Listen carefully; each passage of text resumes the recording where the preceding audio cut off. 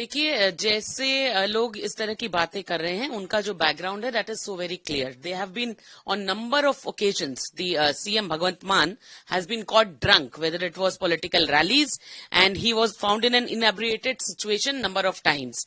Not just that, he was deplaned number of times Lufthansa airline से जब वो Frankfurt से इंडिया आ रहे थे, because he was so drunk कि उनको प्लेन में चढ़ने भी नहीं दिया गया. वो एयरपोर्ट पर पी करके गिर जाते हैं. तो ऐसे गिरे हुए लोगों की बातों का जवाब देना, और वो भी मोदी जी के संदर्भ में, मुझे नहीं लगता इसकी किसी को दरकार है या देश में कोई उनको सुनना भी चाहता है. ऐसे पियक्कड़ लोगों की बातों पर लोग ध्यान नहीं देते. I think he needs to go to a rehab first. पहले रिहैब में जाए, अपना इलाज करवाएं, और उसके बाद देश के बारे में बात करें. एक बात फिर ये कहूंगी कि 2 चुटकी सिंदूर की कीमत इन जैसे पियक्कड़ क्या समझेंगे. तो औरतों के सम्मान को, उनकी मर्यादा को बचाने का काम किया है मोदी सरकार ने. सिर्फ यही नहीं, जिनको धर्म पूछ करके जिनके हस्बैंड्स को मारा गया था, उनका बदला लिया है मोदी सरकार ने. मैं कहती हूं, जब ये लोग चुप थे, मैंने भगवंत मान का स्टेटमेंट नहीं देखा. जब उनसे धर्म पूछ करके उनको गोलियां मारी गई थी पहलगांव में टेररिज्म के द्वारा, तब वो चुप रहे, तब तो कुछ नहीं कहा. और अब नशे में पियक्कड़ स्थिति में इस तरह के स्टेटमेंट्स देना, मैं फिर कहूंगी कि सरकारी और केंद्र सरकार से अनुरोध करूंगी कि सरकारी खर्चे पर उनको जो है वो रिहैब में भेजा जाए.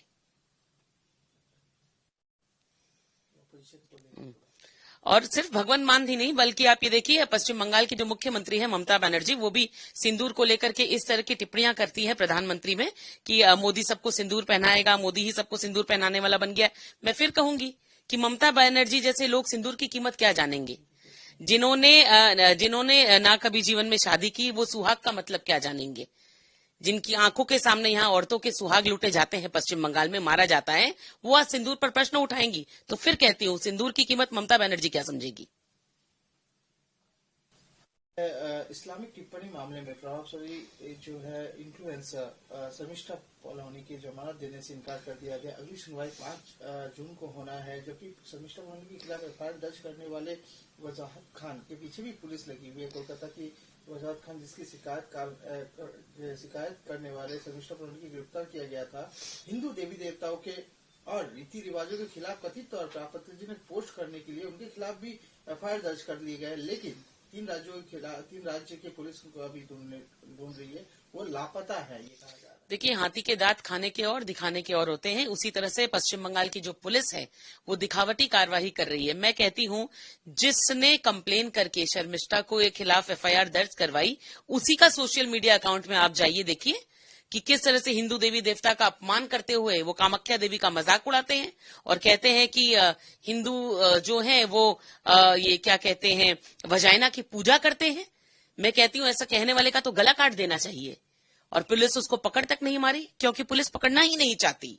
और मैं कहती हूं, वजाहत खान जैसे तो कितने ही टीएमसी में बैठे हैं, जो मेंबर ऑफ पार्लियामेंट है, चाहे वो साइनी घोष हो जो कॉन्डम पहनाती है शिवलिंग पर, चाहे वो महुआ मित्रा हो जो कहती है कि काली शराब और सिगरेट पीने वाली गॉडेस है.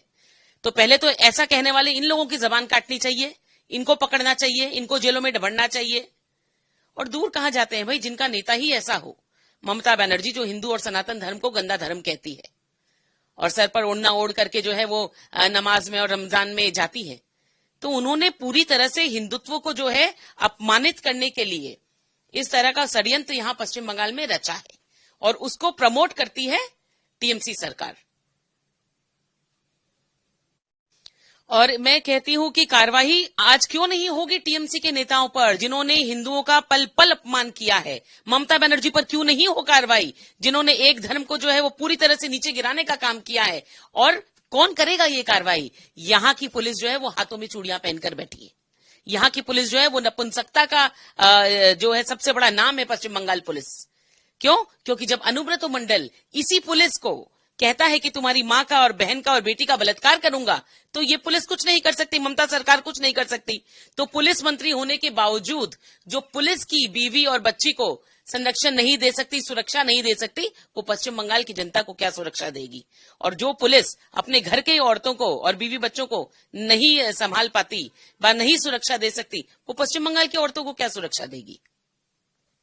नियम अधिसूचना के खिलाफ याचिका दायर करने की अनुमति दी. इन आवेदन पर 5 जून को उच्च न्यायालय की अवकाश पीठ के समक्ष सुनवाई होने की संभावना है।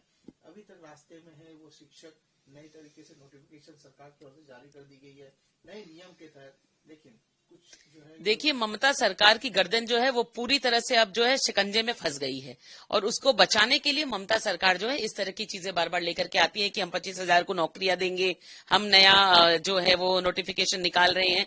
मगर हर कोई जानता है कि बेइंसाफी जो है वो उन टीचर्स के साथ होगी जो सड़क पर बैठे हुए हैं। जिस चीज की परीक्षा उन्होंने 10 साल पहले दे दी, आज सिलेबस अलग है पूरा। किस तरह से वो अगर परीक्षा दोबारा देते हैं तो क्या गारंटी है कि वो सारे पास होंगे? अगर नहीं पास हुए तो फिर ये न्याय कैसे हुआ?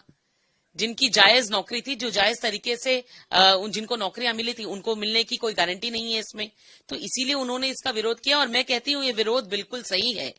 और बार बार मैं टीचर्स को यह भी कहूंगी कि इस बात को मत भूलिए कि आपके साथ जो बेइंसाफी हुई है उसका जिम्मेदार जितना ममता सरकार है उतना ही सीपीएम भी है, क्योंकि सीपीएम के कुछ खास वकील थे जिन्होंने ये बात कोर्ट में दबाई कि जो जायज लोग हैं उनकी नौकरियां ना जाएं।